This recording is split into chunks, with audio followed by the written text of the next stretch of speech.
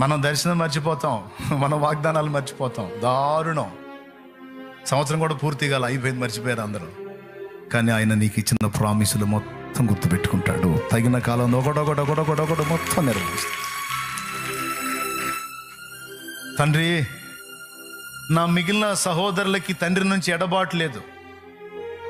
నా తండ్రితో కలిసి బ్రతికే ధన్యత వాళ్ళకు దొరికింది. నా తండ్రితో కలిసి భోంచేసే భాగ్యం వాళ్ళకి దొరికింది. 17 ఏళ్ల వయసు నాది. ఎందుకు నా తండ్రి నుంచి నన్ను వేరు చేశావు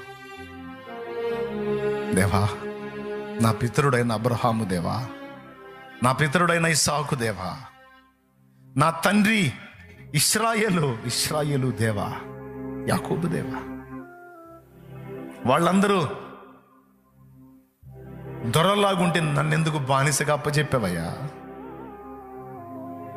వాళ్ళందరూ నా తండ్రికి దగ్గరలో ఉంటే నన్నెందుకు అనాథలాగా వదిలేసావయ్యా?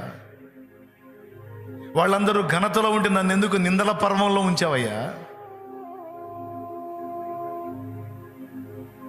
వాళ్ళందరికీ ఉన్నాయా ఈ కష్టాలు? యోసేపుకున్న కష్టాలు వాళ్ళకు ఉన్నాయా? యోసేపుకున్న నిందలు వాళ్ళకు ఉన్నాయా? యోసేపుకున్న బాధలు వాళ్ళకు ఉన్నాయా? లేవు. తండ్రి ఎడబాటు లేదు, కానీ యోసేపుకు తండ్రి ఎడబాటు. బానిస బతుకులు లేవు, కానీ యోసేపుకు బానిస బతుకు. జైలు జీవితాలు వాళ్ళకి లేవు, కానీ యోసేపుకు జైలు జీవితం. చెయ్యని నేరానికి నిందలు మోసిన పరిస్థితి వాళ్ళకి లేదు, కానీ యోసేపుకు నిందలు. వాళ్ళందరికంటే నేనే ఎక్కువ చెడ్డవాడినా? నాకు ఈ శిక్షలు న్యాయమేనా?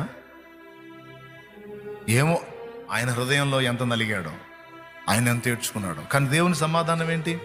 యోసేపుకు తెలుసా యోసేపు ఐగుప్తుని ఏలేవాడవుతాడని?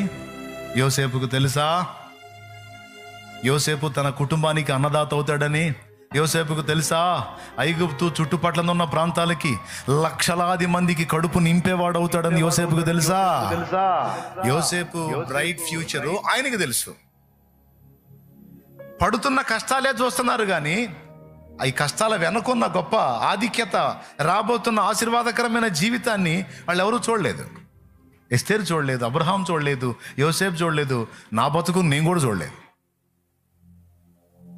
నేను చాలా ఏడ్చుకున్నా నా పరిస్థితులను బట్టి.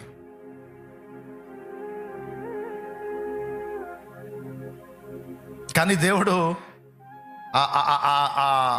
ఆ వేదనల పర్వమంతా ముగించి దేవుడు తన కార్యాన్ని మొదలుపెట్టినప్పుడు ఇప్పుడు ప్రతిదినం ఒక ఆశ్చర్యమే. నాకు ప్రతిదినం ఒక ఆశ్చర్యమే. ఎన్ని రీతులు స్తుతించాలో, ఎంత మయంపరచాలో కూడా అర్థం కావట్లే నాకు. నా జీవితకాలం స్తుతించినా సరిపోనంత కార్యాన్ని నా పట్ల ఆయన జరిగించేశాడు.